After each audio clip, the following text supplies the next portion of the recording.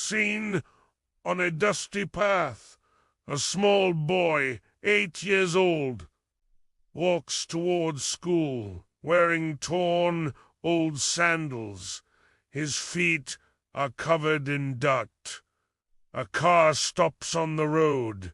Inside sits a wealthy man with his young daughter, 6 years old. The girl looks at the boy. Daughter to her father. Papa, his shoes are torn. Father, sweetheart, some people don't have new shoes. Daughter, thinking. So, does that mean he can't go to school? Father smiling.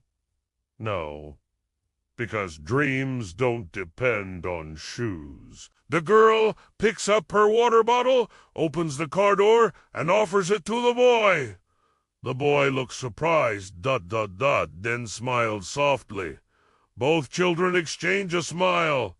The girl gets back into the car. Narrator final line. Sometimes a small smile can make someone's whole day and keep their dream alive.